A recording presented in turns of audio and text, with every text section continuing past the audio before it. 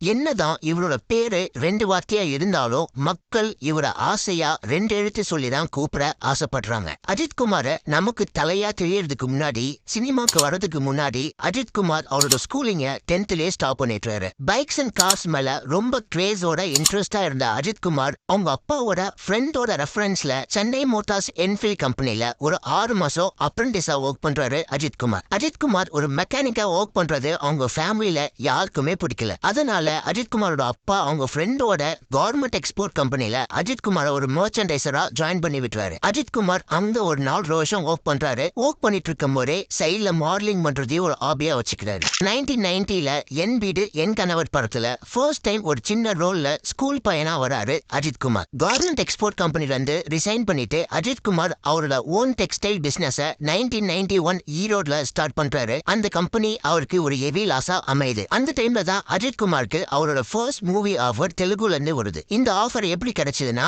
எஸ்பிபியோட பையன் எஸ்பி சரணும் அஜித்குமாரும் ஸ்கூல்ல ஒன்னா படிச்சிருக்காங்க. எஸ்பி சரண் அவங்க அப்பா கிட்ட சொல்லி எஸ்பிபி ரெக்கமெண்ட் பண்ணி அஜித்குமாருக்கு தெலுங்கு படத்துல நடிக்கிறதுக்கு சான்ஸ் கிடைக்குது. அந்த படம் தான் பிரேம புஸ்தகம். அன்பார்ச்சுனேட்லி ஷூட் ஸ்டார்ட் பண்ணி 10 நாள்ல படத்தோட டைரக்டர் ஒரு ஆக்சிடென்ட்ல இறந்துடுறாரு. ஷூட்டும் ஸ்டாப் ஆகுது. 1992 திரும்பவும் எஸ்பிபி ஒரு தமிழ் படத்துக்கு அஜித்குமாரை ரெஃபர் பண்றாரு. அஜித்குமார் நடிச்ச தெலுங்கு படத்தோட ஃபுட்டேஜ் எல்லாம் பார்த்ததுக்கு அப்புறம் அவருக்கு அமராவதி படம் அமையுது. அமராவதி படம் ஷூட்டிங் முடிச்சிட்டு படம் போஸ்ட் ப்ரொடக்ஷன்ல இருக்கும்போது அஜித்குமார் ஒரு ரேசிங் காம்படிஷனுக்கு ட்ரைனிங் பண்றாரு. அப்போ அவருக்கு ஒரு ஆக்சிடென்ட் நடக்குது.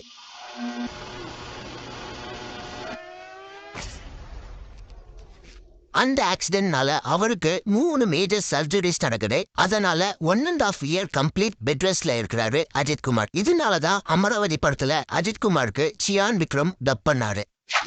1993 அஜித்குமாருக்கு அவரோட ஃபர்ஸ்ட் தமிழ் படம் அமராவதி, அது கூட அவரோட ஃபர்ஸ்ட் அண்ட் லாஸ்ட் தெலுங்கு படமா பிரேம புஸ்தகம் ரிலீஸ் ஆகுது. அமராவதி அஜித்குமாருக்கு ஒரு டீசென்டான ஸ்டார்ட்டை கொடுத்து ஒரு அபோவ் ஆவரேஜ் படமா அமையுது. பிரேம புஸ்தகம் படம் அவருக்கு ஃபர்ஸ்ட் ஃபிளாப்ப கொடுக்குது. அமராவதி ரிலீஸ்க்கு அப்புறம் இனிமே நம்ம ரொம்ப பிஸி ஆயிடுவோம், நிறைய சான்சஸ் கிடைக்கும்னு நம்பிட்டு இருந்த அஜித்குமாருக்கு ஒரு பெரிய ஏமாற்றம். லீட் ரோலுக்கு எந்த ஆஃபர்ஸும் வராதுனால சப்போர்ட்டிங் ரோல்ஸ் நடிக்க ஸ்டார்ட் பண்றாரு அஜித்குமார். 1994 பாசமலர்கள் அண்ட் பவித்ரா படம் ரிலீஸ் ஆகுது. 2 படத்திலையும் சப்போர்ட்டிங் ரோல்ல நடிச்சிருந்தாரு அஜித்குமார். 2 படமும் அவருக்கு ஒரு கண்டினியூஸ் ஃபிளாப்பா அமையுது. அடுத்த வருஷம் அஜித்குமாருக்கு 2 படம் ரிலீஸ் ஆகுது. ராஜாவின் பார்வையிலே அண்ட் ஆசை. Vijay and Ajithkumar for the first and last time ஒன்னா நடிச்சிருந்தாங்க ராஜாவின் பார்வையிலே படத்துல. 2 பேருக்குமே அந்த படம் ஒரு ஃபிளாப்பா அமையுது. ஃபிளாப்ஸ மட்டுமே பார்த்த அஜித்குமாருக்கு அவர் என்னெல்லாம் ஆசைப்பட்டாரோ அத ஆசையா வாங்கி கொடுத்துச்சு ஆசை படம். அஜித்குமாருக்கு ஆசை படம் ஃபர்ஸ்ட் ஹிட் படமா மட்டும் இல்லாம அவரோட கெரியர் பிரேக் த்ரூவாவும் அமையுது.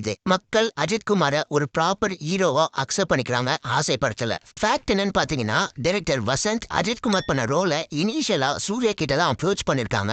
அந்த டைம்ல சூர்யாக்கு நடிக்கிறதுல இன்ட்ரெஸ்ட் இல்லாதனால அந்த ஆஃபரை டிக்ளைன் பண்ணிடுறாரு. அதுக்கப்புறம் டைரக்டர் ஹீரோவா வேற யார போடுறதுன்னு யோசிச்சுட்டு இருக்கும் போது அவர் எதிரில இருந்த டிவில தூர்தர்ஷன் சேனல்ல அஜித்குமார் வேசி சட்டையோட ஒரு ஆட்ல வந்திருக்காரு. அதை பார்த்து பிடிச்சு போன டைரக்டர் அஜித்குமாருக்கு இந்த படத்தோட சான்ஸை கொடுக்கிறாரு. ஆசை படத்தோட மேஜர் சக்சஸ்க்கு அப்புறம் அஜித்குமாருக்கு ஏகப்பட்ட சான்சஸ் வந்து குவியுது. 1996ல வான்மதி, கல்லூரி வாசல், மைனர் மாப்பிளை, காதல் கோட்டைன்னு 4 படம் ரிலீஸ் ஆகுது. அதுல வான்மதி, காதல் கோட்டைன்னு 2 படம் மட்டும் அஜித்குமாருக்கு சக்சஸ் கொடுக்குது. வான்மதி படத்தோட சக்சஸ்க்கு அப்புறம் அஜித்குமார் அண்ட் டைரக்டர் அகத்தியன் திரும்ப 2வது தடவை சேர்ந்து காதல் கோட்டை பண்றாங்க. அஜித்குமாரோட 2வது மேசிவ் சக்சஸ் கொடுக்குது காதல் கோட்டை. பிளாக் பஸ்டர் படமா மட்டும் அமையாம நேஷனல் அவார்டையும் வின் பண்ணது காதல் கோட்டை படம். 1997ல நேசம், கிளாசி, உல்லாசம், பகைவன், ரெட்ட ஜாடை வயசுன்னு 5 படம் ரிலீஸ் ஆகுது அஜித்குமாருக்கு.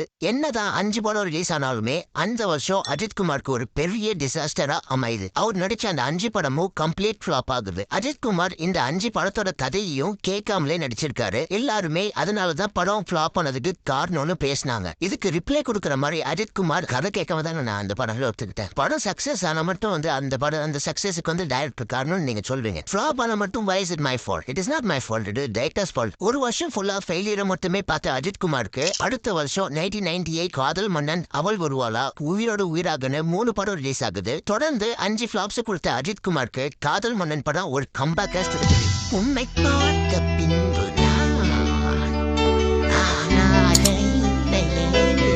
அஜித் குமார் டைரக்டர் சரண இன்ட்ரோடியூஸ் பண்றாரு காதல் மன்னன்ல. அதுக்கப்புறம் ரிலீஸ் ஆன அவள் ஒருவாள படம் கமர்ஷியல் ஹிட்டா அமைது ஏகேக்கு. ஃபர்ஸ்ட் டைம் ஏகே இந்த படத்தையும் காதல் மன்னன் படத்தையும் சைமல்டேனியஸா ஷூட் பண்ணிருக்காரு. ஒரு மாசம் கேப்ல 2 படமும் ரிலீஸ் ஆகுது. ஏகேக்கு பேக் டு பேக் சக்சஸ் கொடுக்குது. அதே வருஷம் ரிலீஸ் ஆன உயிரோடு உயிராக படம் ஹேட்ரிக் கிட்ட கொடுக்கணும்னு எதிர்பார்த்திருந்த ஏகே ஃபேன்ஸ்க்கு டிசப்பாயின்மெண்ட் தான் கொடுத்துச்சு. 1989ல ஏகே அவரோட கெரியர்லயே அந்த வருஷம் தான் அவருக்கு most number of films release ஆகுது. தொடரும் உன்னை தேடி, வாலி, ஆனந்த பூங்காற்றே, அமர்கலம், நீ வருவாய் என்னன்னு 6 படம் ரிலீஸ் ஆகுது ஏகேக்கு. உன்னை தேடி படத்துல ஃபர்ஸ்ட் டைம் ஏகேவும் சுந்தர்சியும் ஒன்னா ஒர்க் பண்றாங்க. ஏகேக்கு அந்த வருஷத்தோட ஃபர்ஸ்ட் ஹிட்டா அமையுது உன்னை தேடி. இந்த படத்தோட ஒன்லைனை சுந்தர்சியோட அசோசியேட் டைரக்டர் தான் சுந்தர்சிட்ட சொல்லியிருக்காரு. சுந்தர்சி அந்த ஒன்லைனை வச்சு இந்த படத்தோட ஸ்டோரியை ரெடி பண்ணி ஏகேக்கு நரேட் பண்ணிருக்காரு. இந்த விஷயம் தெரிஞ்ச ஏகே இந்த படம் மட்டும் சக்சஸ் ஆயிடுச்சுன்னா அந்த ஒன்லைன் சொன்ன ஏடியோட ஃபர்ஸ்ட் படத்துல நான் நடிக்கிறேன்னு சொல்லியிருக்காரு. அந்த ஏடி வேற யாரோ இல்ல,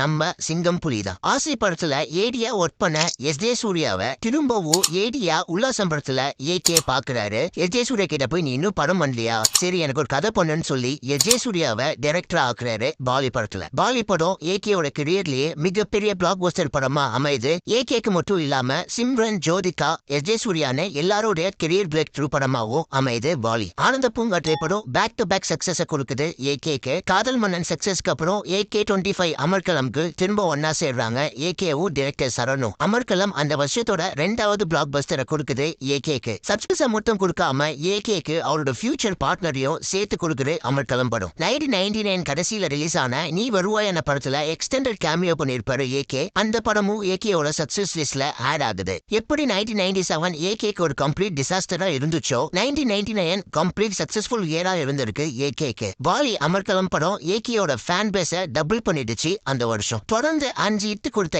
ஏகே 2000ல முகவரி, கண்டு கொண்டேன், உன்னை கூட என்னை தருவேன்னு 3 படம் ரிலீஸ் ஆகுது. சக்சஸ் ஸ்ட்ரீக்க மெயின்டைன் பண்ணிட்டு இருந்த ஏகேக்கு முகவரி அதே ஸ்ட்ரீக்க மெயின்டைன் பண்ண வச்சு இன்னொரு சக்சஸ் கொடுக்குது. பல தடங்களுக்கு அப்புறம் மமுக்கா, ஏகே, அப்பாஸ், ஐஸ்வர்யா ராய், தபோன்னு பெரிய கேஸ்ட் அண்ட் குரூ கொண்ட கண்டு கொண்டேன் படம் ரிலீஸ் ஆகி சூப்பர் ஹிட்டா அமைது ஓல் டீமுக்குமே. இனிஷியலா ஏகே பிளே பண்ண மனோகர் ரோலுக்கு பிரபுதேவாவை தான் டிசைட் பண்ணிருந்தாங்க. அப்புறம் பிரபுதேவா பிரசாந்த் தாண்டி தான் ஏகேக்கு இந்த சான்ஸ் கிடைச்சது. ஏகே இந்த சான்ஸை மிஸ் பண்ணாம கரெக்டா யூட்டிலைஸ் பண்ணிட்டாரு. ஏகேயோட புது டைரக்டர்ஸ் கோட்டால அடுத்த படம் உண்மை கூட என்னை தருவேன் ரிலீஸ் ஆகுது. அந்த படம் ஏகேயோட சக்சஸ் ஸ்ட்ரீக்க பிரேக் பண்ணது. அந்த டைரக்டருக்கு அந்த படமே ஃபர்ஸ்ட் லாஸ்ட் படமா ஆயிடுச்சு. 2001 தீனா, சிட்டிசன், பூவெல்லாம் முன்வாசம்னு 3 சக்சஸ்ஃபுல் படம் ரிலீஸ் ஆகுது ஏகேக்கு. எப்படி ஆசையில ஏடியா ஒர்க் பண்ண எஸ்.ஜே. சூர்யாக்கு சான்ஸ் கொடுத்தாரோ அதே மாதிரி எஸ்.ஜே. சூர்யாவோட அசிஸ்டன்டான ஏஆர் முருகதாஸ்க்கு ஒரு சான்ஸ் கொடுக்குறாரு. தீனா படம் ரிலீஸ் ஆகுது. தீனா படம் அஜித் குமாருக்கு ஒரு புது ட்ரெண்ட செட் பண்ணி கொடுக்குது. அது மட்டும் இல்லாம தலன்னு ஒரு பேரை கொடுக்குது. அதுக்கப்புறம் அஜித் குமார் தலையா மாறுவார். தலை அவள பெரிய தலையாமக்கா அது சொன்னாலும் சொல்லட்டாலும் பெரிய தலை இதுதான். பிளாக் பஸ்டர் தீனாக்கு அப்புறம் அடுத்த படம் சிட்டிசனோ ஒரு பிளாக் பஸ்டரா அமையுது தலைக்கு. சிட்டிசன் அத்திப்பட்டின்னு ஒரு ஊரை தெரியாதவங்களே இருக்க மாட்டானே. இன்னைக்கும் அத்திப்பட்டியை வச்சு ஒரு காமெடி இல்ல நம்ம கான்வர்சேஷன்ல அத்திப்பட்டி இருந்துட்டு தான் இருக்கு. Dheena citizen back to back பிளாக் பஸ்டர் கொடுத்து ஆக்ஷன் ஹீரோவே பார்த்த தலைய பூவெல்லாம் முன்வாசம்னு ஒரு ஃபேமிலி டிராமா பண்ணி அந்த படம் அந்த வருஷத்தோட ஆக்ட்ரிக் சக்சஸ் கொடுக்குது தலைக்கு. அதே வருஷம் சந்தோஷ் சிவன் டைரக்ஷன்ல ரிலீஸ் ஆன அசோகா ஹிந்தி படத்துல ஒரு ஸ்பெஷல் அப்பியரன்ஸ்ல வந்திருப்பாரு தலை. அதுதான் அவர் பண்ண ஃபர்ஸ்ட் அண்ட் லாஸ்ட் ஹிந்தி படம். 2002 ரெட், ராஜா, வில்லன்னு 3 படம் ரிலீஸ் ஆகுது. முன்னாடி சொன்ன மாதிரி சுந்தர்சி படம் உன்னை தேடி இட்டாச்சுன்னா சுந்தர்சியோட அசோசியேட் சிங்கம் புலிக்கு ஒரு சான்ஸ் தரேன்னு சொன்ன ஏகே சொன்ன மாதிரியே சான்ஸ் கொடுத்து ரிலீஸ் ஆச்சு ரெட். ரெட் எதிர்பார்த்த சக்சஸ் யாருக்குமே கொடுக்கல. பூவெல்லாம் முன்வாசம் பண்ண அதே டீம் திரும்ப ஒன்னா சேர்ந்து ராஜா பண்றாங்க. அந்த படமும் ஒரு கம்ப்ளீட் ஃபெயிலியரை கொடுக்குது ஓல் டீமுக்குமே. ரெட் ராஜான்னு பேக் டு பேக் ஃபிளாப்க்கு அப்புறம் ஃபர்ஸ்ட் டைம் KS ரவிக்குமார் டைரக்ஷன்ல தலை நடிச்சு ரிலீஸ் ஆகுது வில்லன். ஒரே வருஷத்துல பேக் டு பேக் ஃபெயிலியருக்கு அப்புறம் வில்லன் படம் ஒரு பிளாக் பஸ்டர் சக்சஸ் கொடுக்குது தலைக்கு. 2003 ஆஞ்சநேய படம் ரிலீஸ் ஆகுது. தலைக்கு அந்த படம் ஒரு கம்ப்ளீட் டிசாஸ்டர் கொடுக்குது. தலைக்கு அந்த வருஷம் ஒரு படம் மட்டுமே ரிலீஸ் ஆகுது. என்னை தாவாட்ட உருவால படத்துல ஒரு கேமியோவும் பண்ணியிருந்தாரு. ஏன் தலைக்கு அந்த வருஷம் படம் கம்மி ஆயிடுச்சுன்னா தலை அவளோட ஃபேவரட்டான கார் ரேசிங்க்கு திரும்ப போயிட்டாரு. 2003ல நடந்த ஃபார்முலா BMW சாம்பியன்ஷிப்ல தல பார்ட்டிசிபேட் பண்ணிருந்தாரு. 2004 ஜனா அட்டகாசம் ரிலீஸ் ஆகுது. ஜனா திரும்ப ஒரு ஃபிளாப்ப கொடுக்குது தலைக்கு. காதல் மன்னன் அமர்கலம்னு இட்டு கொடுத்த டைரக்டர் சரணோட சேர்ந்து அட்டகாசம் படம் பண்றாங்க. 1.5 வருஷத்துக்கு அப்புறம் தலைக்கு ஒரு இட்டு படமா அமையுது அட்டகாசம். 2005 ஆனந்தம் ரன்னு இட்டு கொடுத்த லிங்குசாமியோட சேர்ந்து ஜி படம் மட்டும் பண்ணி ரிலீஸ் ஆகுது தலைக்கு. டிரெக்டர் இந்த கதையை மாதவனுக்கு தான் ஃபர்ஸ்ட் பண்ணிருக்காரு. மாதவன் ஆயுதம் எடுத்து ஷூட்டிங்ல பிஸியா இருந்ததுனால இதை பண்ண முடியல. அதுக்கப்புறம் விருப்பமே இல்லாம அஜித்குமாரை கேஸ்ட் பண்ணி ஷூட் பண்ணான்னு சொல்லியிருப்பாரு. ஷூட்டிங்கும் சரியா போல. ஷூட்டிங் அப்பவே லிங்குசாமிக்கு படம் ஒழுங்கா வரலன்னு தெரிஞ்சிருக்கு. அஜித்துக்கும் அவருக்குமே சுத்தமாவே சிங்க் இல்லன்னு சொல்லியிருப்பாரு. இவ்வளவு கஷ்டப்பட்ட விருப்பமே இல்லாம எடுத்த படம் தான் ஜி. படமும் ஒரு கம்ப்ளீட் டிசாஸ்டரா ஆச்சு. 2006 பரமசிவன் திருப்பதி வரலாறு ரிலீஸ் ஆகுது. பரமசிவன் திரும்பவும் ஒரு டிசாஸ்டரா அமைது தலைக்கு. தளபதி வச்சு திருப்பாச்சி சிவகாசின் ஒரு மசாலா ஹிட் கொடுத்த டைரக்டர் பேரரசு அதே மாதிரி தலைக்கு திருப்பதினு ஒரு படம் பண்ணி ரிலீஸ் ஆகுது. அந்த படமும் பெருசா பேசுற அளவுக்கு அமையல. திரும்ப 1.5 வருஷம் சரியான படம் அமையாம இருந்த தலைக்கு பல தரங்கள் போராட்டம் ப்ரொடக்ஷன் ப்ராப்ளம்னு 2004லயே ஸ்டார்ட் பண்ண வரலாறு ஒரு வழியா 2006ல ரிலீஸ் ஆகுது. பல வருஷங்களுக்கு அப்புறம் தலைக்கு ஒரு பிளாக் பஸ்டர் சக்சஸ் கொடுக்குது வரலாறு படம். வரலாறு படம் கமலஹாசன் ரஜினிகாந்த் முக்கியமான தலைங்க எல்லார்கிட்டயும் போயிட்டு தான் ஏகேக்கு வந்திருக்கு. அப்போ அந்த படத்துல இருந்த டிரான்ஸ்ஜெண்டர் கேரக்டர்னால எல்லாருமே அந்த படத்தை அவாய்ட் பண்ணிட்டாங்க. பட் தலை எந்த ஒரு தயக்கமும் இல்லாம அந்த படத்தை எடுத்து பண்ணாரு. அந்த படம் அவருக்கு ஏத்த ரிசல்ட் கொடுத்துச்சு. 2002 to 2006 அந்த 5 வருஷம் கம்ப்ளீட் ஃபால்னே சொல்லலாம். 5 வருஷத்துல நடிச்ச 10 படத்துல வில்லன் அட்டகாசம் வரலாறுன்னு இந்த 3 படத்தை தவிர வேற எதுவுமே சரியா போகல. Jeans, new, Nandha, Gemini, run, Saamy, Ghajini, காக்க நான் கடவுள்னு இது எல்லாமே அஜித் மிஸ் பண்ண படங்கள். இந்த லிஸ்ட்ல இருக்க சில படங்கள் ஸ்டார்டிங்லே தலை இல்ல நான் பண்ண மாட்டேன்னு சொல்லிட்டாரு. இன்னும் சில படங்கள் ஷூட்லாம் ஸ்டார்ட் பண்ணி நடுவுல பிரச்சனை வந்ததுனால தலை ப்ராஜெக்ட் விட்டு வெளியே வந்துட்டாரு. செகண்ட் டைம் ஏஆர் முருகதாஸோட ஜாயின் பண்ணாரு மிரட்டல் படத்துக்கு. ஷூட் ஸ்டார்ட் பண்ணி அந்த கேரக்டருக்கு தலை மொட்டை அடிக்க மாட்டேன்னு சொல்லிட்டாரு. அதுக்கப்புறம் அந்த படம் சூர்யா கிட்ட போயிட்டு கஜினியா ரிலீஸ் ஆச்சு. இந்த மிஸ் பண்ண படங்கள் எல்லாமே தலை பண்ணியிருந்தாருன்னா அவருக்கு இந்த ஃபாலே வந்திருக்காது. ஏன்னா அவர் மிஸ் பண்ண இந்த படங்கள் எல்லாமே இப்போ ஒரு கல்ட் கிளாசிக்கா இருக்கு. 2007 ஸ்டார்டிங்லே ஆழ்வார் ரிலீஸ் ஆகுது. தலையோட கருணை கோட்டால எஸ்டி சூர்யாவோட அசோசியேட்க்கு சான்ஸ் கொடுக்கிறாரு தலை. அகைன் ஆழ்வார் கம்ப்ளீட் ஃபெயிலியர் ஆகுது. அதே வருஷம் திரும்ப ஒரு புது டைரக்டருக்கு சான்ஸ் கொடுக்கிறாரு. ஏஎல் விஜயோட ஃபர்ஸ்ட் படம் கிரீடம் ரிலீஸ் ஆகுது. ஆழ்வாரோட ஃபிளாப்க்கு அப்புறம் கிரீடம் ஒரு கமர்ஷியல் இட்ட கொடுக்குற தலைக்கு. என்னதான் கிரீடம் ஒரு ரீமேக்கா இருந்தாலும் ஏஎல் விஜய் தமிழ் ஆடியன்ஸ்க்கு ஏத்த மாதிரி ஸ்கிரிப்டை சேஞ்ச் பண்ணி இட்டு கொடுத்திருக்காரு. நம்ம எல்லாம் பார்க்காத ஒரு தலைய புதுசா காமிச்சாரு விஷ்ணுவர்தன் பில்லா படத்துல. தலை கிளாஸா மாசா வந்து நின்னாரு பில்லாவா. I'm back. எப்படி தலைக்கு தீனா படம் ஒரு பிரேக்கா இருந்துச்சோ அதுக்கப்புறம் எனக்கு பர்சனலா பில்லா படம்னா தலைக்கு ஒரு பிரேக்க கொடுத்துச்சு. தலைக்கு மட்டும் இல்லாம நயன்சராக்கு ஒரு பிரேக்க கொடுத்துச்சு பில்லா படம். தலைவரோட பில்லா படத்தை ரீமேக் பண்ணலான்னு ஐடியா கொடுத்ததே தலைதான். பில்லா படத்தோட ரிலீஸ்க்கு அப்புறம் தலைக்கு ஒரு செட் ஆஃப் ஆடியன்ஸ் எக்ஸ்ட்ராவே ஆட் ஆயிடுச்சுன்னே சொல்லலாம். இதுக்கப்புறம் தலை தான் சொல்லி முடிக்கிறதுக்குள்ள அடுத்த வருஷம் 2008 ராஜசுந்தரம் மாஸ்டரோட டெபியூட் படமா ரிலீஸ் ஆகுது ஏகன். பில்லா படம் பார்த்ததுக்கு அப்புறம் இந்த படம் பார்த்தோன்னே என்னடா இது பண்ணி வச்சிருக்கீங்க அப்படின்ற மாதிரிதான் இருந்துச்சு. படமும் சரியா போகல. ஏகன் படம் ஷாருக்கோட மெயின் உன்னா படத்தை தான் ரீமேக் பண்ணிருந்தாங்க. பில்லாவோட சக்சஸ்க்கு அப்புறம் 2007ல சிவாஜி ப்ரொடக்ஷனுக்கு ஒரு படம் பண்ணி தரேன்னு தலை சைன் பண்றாரு. டைரக்டரா ஜிபிஎம் ஆன் போர்ட் ஆகுறாரு. படத்தோட ப்ரீ ப்ரொடக்ஷன் எல்லாம் போகுது. நடுவுல என்னாச்சுன்னு தெரியல. ஜிபிஎம் ப்ராஜெக்ட் விட்டு வெளியே போறாரு. அந்த இடத்துல டைரக்டரா சரண் உள்ள வராரு. 2009 அந்த படத்தோட ஷூட் போகுது. அந்த வருஷமே ரிலீஸ் ஆக வேண்டிய அந்த படம் ஏகப்பட்ட ஸ்கிரிப்ட் சேஞ்சஸ் அண்ட் ஷூட்டிங் டிலேனால 2009 தலைக்கு எந்த படமே ரிலீஸ் ஆகல. படம் ரிலீஸ் ஆகாததுக்கு இன்னொரு காரணம் என்னன்னா தலை 2010ல நடக்க போற ஃபார்முலா 2 ரேசிங்க்கு ப்ரிப்பேர் பண்ண ஸ்டார்ட் பண்ணிடுறாரு. 2010 பல சேஞ்சஸ்க்கு அப்புறம் பல குழப்பங்களுக்கு அப்புறம் ரிலீஸ் ஆகுது அசல் எப்படி இருந்துச்சுன்னு நான் சொல்ல தேவையில்ல, உங்களுக்கே தெரியும். அசலோட ஃபிளாப்க்கு அப்புறம் திரும்ப ஜிவிஎம்மோட ஜாயின் பண்றாரு தலை. அந்த வருஷம் தலை ஃபார்முலா 2ல பார்ட்டிசிபேட் பண்றதுனால ஒரு 3 மாசம் வெயிட் பண்ணணும்னு சொல்றாங்க ஜிவிஎம். ஜிவிஎம் நான் வெயிட் பண்ண முடியாது, நான் ப்ராஜெக்ட் பண்ணணும்னு சொல்லிட்டு அந்த ப்ராஜெக்டை விட்டு வெளியே போறாரு. அப்போதான் வெங்கட் பிரபுவோட என்ட்ரி. தலைக்கு ஒரு 3 ஸ்கிரிப்ட் சொல்றாரு. ஸ்டார்டிங்ல இருந்தே தலைக்கு நெகட்டிவ் ரோல் பண்றது ரொம்ப பிடிக்கும்னு முன்னாடி வந்த இன்டர்வியூஸ்ல சொல்லிருப்பாரு. அதுக்கேத்த மாதிரி இருந்த மங்காத்தா ஸ்கிரிப்டை செலக்ட் பண்றாரு தலை. 2011 தலையோட 50வது படமா மங்காத்தா ரிலீஸ் ஆகுது. 3 வருஷம் இட்டே இல்லாம இருந்த தலைக்கு பில்லாக்கு அப்புறம் மொத்தமா சேர்த்து வச்சு செதுக்குன மாதிரி மங்காத்தா அமையுது. Vinayak, your game is over. This is my game.